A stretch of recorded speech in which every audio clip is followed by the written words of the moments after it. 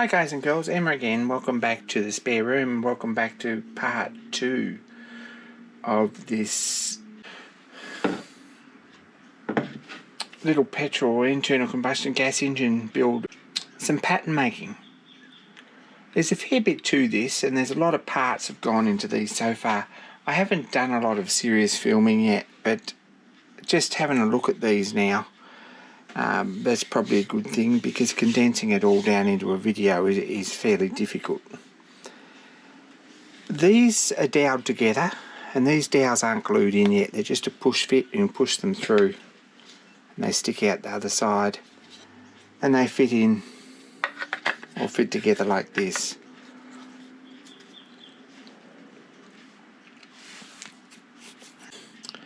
This part here is for the core. And it's the water jacket core. It's this shape and it's the same radius or smaller radius around the outside, and it's got a hole through the middle that forms the outside of the cylinder liner or the cylinder sleeve that's in there, so the sand actually holds the metal from going into the actual water jacket. It's just going to run around between this core, which runs all the way through, and the big core, which is only going to come in from this side. To give you some idea, I've drawn on the back there, and this is very, very similar to, this is basically what we're going to have here. So if we have a look, it's handy to have these dowels so that you can move them backwards and forwards, and then we can set it down the way it's going to be moulded and we can just check. But all these, because the sand rams in this way, all these edges need a little bit of draft on them this way, and if we can see, probably this way, and probably this way, or well, this way and this way, and this way, this way, this way, this way,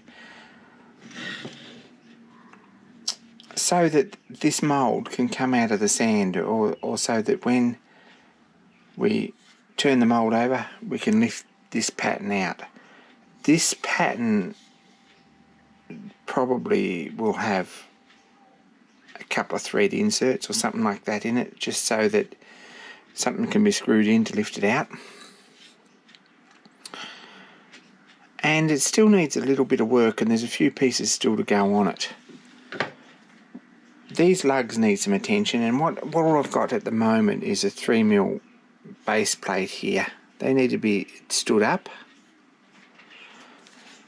And this one here, which seemed like a good idea at the time, can't be moulded because if we set this down, there's a gap under here.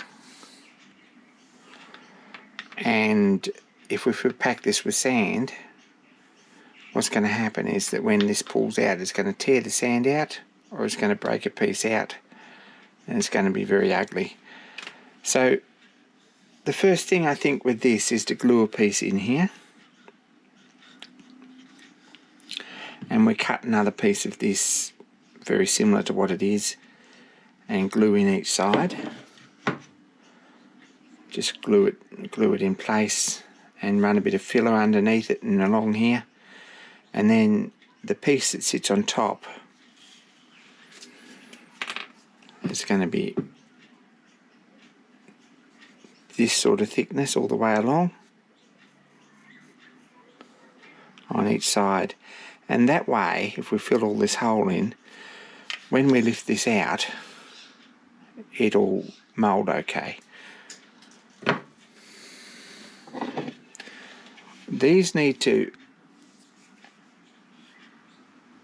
line up with this here, and probably the easiest way is afterwards to file or grind this piece out of here or mill it and get rid of that, just so it looks like it's been moulded like that, because to be honest, that's not going to work particularly well.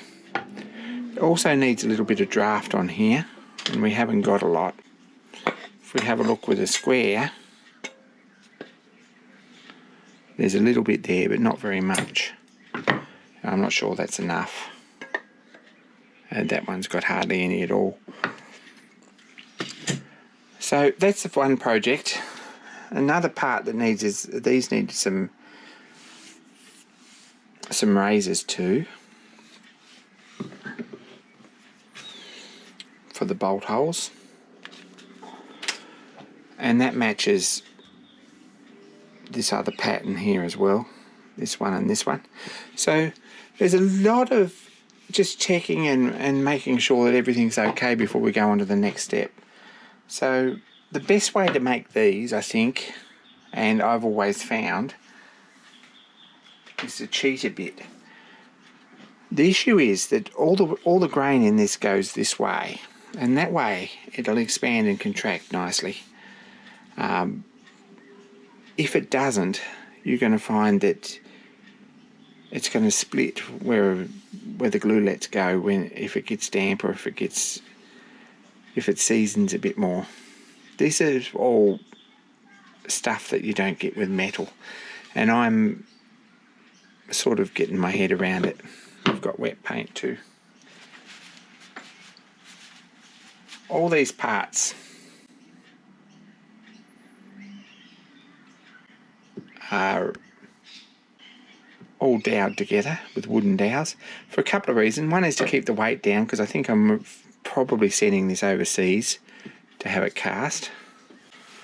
And secondly, it stops metal filings and things sticking to it when you're trying to mould it, which is not something you really want either. So everything in this is wood. The best way to do this is to get a piece of, and I don't tend to throw anything out, I keep all my little bits in this box, just in case you need them. We want a piece of timber,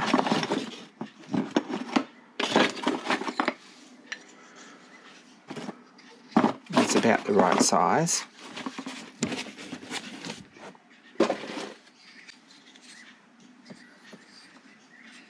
And that one's way too small there, so that's not going to work, but this will. And we've got two square sides to it, so what I'm going to do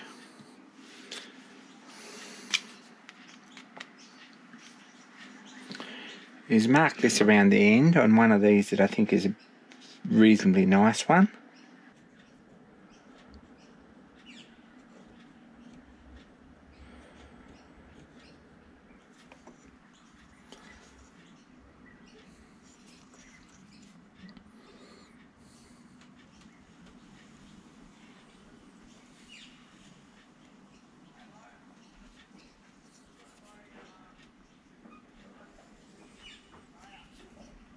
And plane this down until we get something very similar to that profile. And when that's done, we can cut these off at the right length and glue them all in place and run a bit of fill around them, and they're going to be heaps good enough. I don't think that's going to be a problem, because that's mounted on this piece, which is basically a masonite. I don't think expansion's going to be a problem that way with them. And we'll just put a pin in the top of them to stop them all coming off when they get bumped. So just with a little block plane, which is pretty sharp and a good way not to keep all your fingers, this is what I've ended up with, and a pretty quick sand up afterwards. This is only pine, so won't take much to sand too much off. But that's what I've got, and that's the right shape there if we have a look. Oh, it's pretty close to the right shape to fit on there. And they're all going to be the same if we cut them off here. So job for the scroll saw. and we need to cut them so that they clean up. Or just looking at the drawing, if they were that long, or 5mm long, 3/16 of an inch long. This project is all going to be imperial. I'm trying not to use metric. I'm fluent in both, and I'd really like to just pick one or the other. My Australian viewers aren't going to be particularly happy, and my European viewers aren't going to be particularly happy with inches, but it's good practice for you. And the drawings are inches, and timber is in metric, materials mostly are in inches, so we're gonna live with inches. So 3/16 of an inch long. If we cut 4 of them, 1, 2, 3, 4, probably 6 of them. Cut these ones at the back too. And then all we've got to do is fill up the gap in between. So, next job.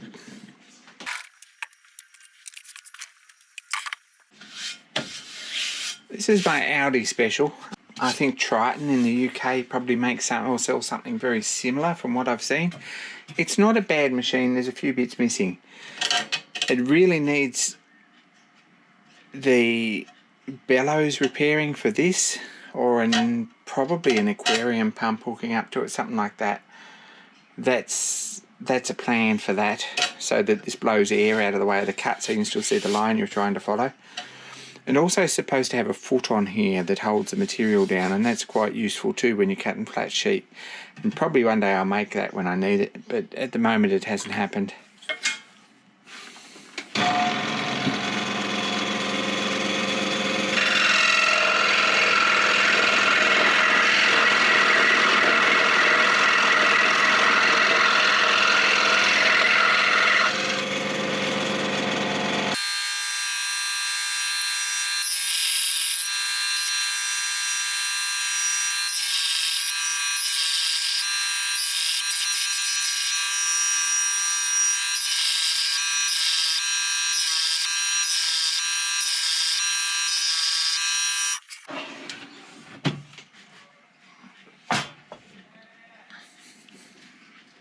So we've got 4 long ones and 4 others that look like they're probably going to work.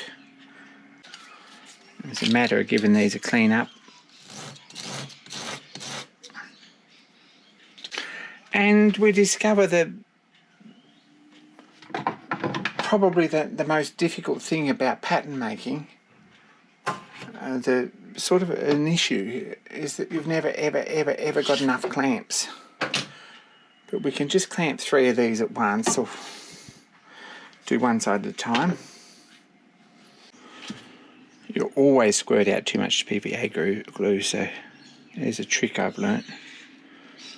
Just a coat there and there. I like this Sika brand glue. It seems to be really good stuff. It goes off pretty quick if you clamp it. And that's the secret to PVA glue, is to clamp something and let it sit for 10 minutes or half hour, and you're good to go. Clean the excess glue off that.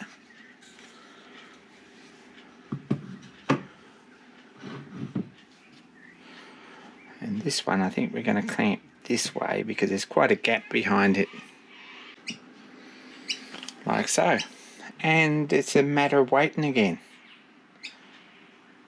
When that's gone tacky, we'll glue the other one and start looking at sanding them up. But that's basically what pattern making is all about, is just adding bits on until it looks good, or until it matches the drawing. There's quite a big core in here on this particular pattern. It goes in underneath here, and it goes through the cylinder completely, and it goes in here, and it goes in under the side here. So that's another project, is that core box. But probably these won't get a lot done to them now until tomorrow. So another problem is that the original had 400 written here. in raised letters on the casting, and I've thought long and hard about this. It's only 3/4 size, and it's not really a 400 as such. But I think I'm going to do the same thing and put 400 on there. There's a few ideas I had. The first one really was to 3D print a disc and get a Forstner bit or a woodworking bit and cut an inch hole in here and sit that in under flush and fill it up nice. I don't think that's really a particularly easy way to do things. And what I've done is marked a line on here where I think it needs to be. Or 2 lines actually, but one of them, I know which one's the right one. On this nice smooth surface. And I took the time to 3D print some numbers just in PLA. I started in Onshape and found a font that looks like it's kind of okay, a typeset, and then extruded them and put a bevel on them and a bit of draft on the sides. Then printed them out, and when they come out on a raft like this. And we can peel these off fairly easily because they're not attached particularly hard. And we've got little letters. I've given these a bit of a sand up to get them where I think they should be. And I'm just going to epoxy these in place. Hopefully that'll be good enough to hold them. And from there, we'll put 3 or 4 coats of undercoat on them and try and fill up the gaps and the corners and things so they're nice and smooth. And give them a sand back. And hopefully that'll do the job nicely. So I might mix up some epoxy and we'll do that. So a little bit longer, a little bit further along, we've given these a good sand up and a couple of coats of undercoat. This is what this piece looks like. It's got a piece of wood in here and quite a lot of filler, to be honest. And that's all the right angles and things to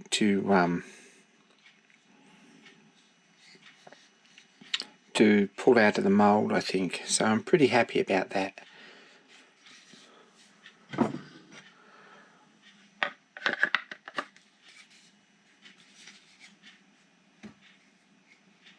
If we look at the other one, they've still just got undercoat on them, and you can see where I put dowels through these. I also put a dowel in this one from the end to stop it being knocked about. So this one needs to be the same as that, so we'll cut a piece and put in there and file him all up and sand him all up and get him right. And we'll have a look at it then. So after a couple of attempts at this, I've mixed up some epoxy and just 5-minute araldite. And I think I've got these somewhere near straight. Very difficult thing to tell.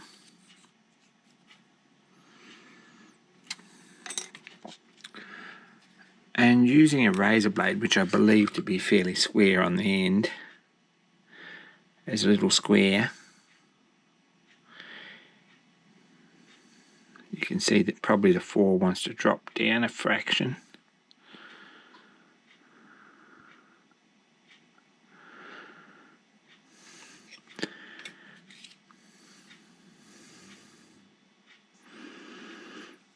Maybe move in. I think with 4 or 5 coats of this high build or good build undercoat, and a few people have asked what I'm using to coat this. It is just an undercoat, but it seems to be pretty good stuff and it dries really quick and it's nice and hard and it's easy to sand. I kind of like that. It's a good undercoat. As far as top coat on this, I'm not sure yet. Probably it'll get a coat of probably a brown or a green or something like that, and then the parts of the core box might get painted black in proper pattern making style. And probably machine surfaces should get painted a different colour as well, yellow or something like that. I'm sure there's a code somewhere and we might have to look that up. But there we go, that's the numbers on. We'll let them dry and we'll give that a coat of undercoat. I haven't got too much. I don't think I've got too much extra epoxy all over everything. So here we are, a couple more coats of paints on. These numbers look fantastic, really pleased with them. They should clean up really nice and pull out of the mould. All this is looking pretty good. I've got the 4 on here, and I've got both matching pieces on here like this. Probably this needs a bit more of a clean up. Always stuff to do. And when I feel that's a bit rough, so I might get another coat of paint even. Give you some idea of the size of this engine. It's quite solid. There's still a couple of little jobs to do. We've got to paint it, and we've got to fit a thread insert in here so that they can be pulled out of the mould. And do that properly, I think. And we need to work on the core boxes a bit too. So there probably will be another video featuring this pattern. There's certainly be a next one's going to be on the core boxes, which we're starting to get put together. And 2 major core boxes, this one and this one. So anyway, that's going to be it for this time. Thanks for watching. Thanks for subscribing. Huge thanks to everyone who's watching this on Patreon. You all know who you are. It's an amazing thing you do when you make projects like this possible. There's no way I could run to something like this or even think about the immense amount of time in making this pattern without your encouragement. So thanks for that. Be kind to each other, and more soon, guys and girls.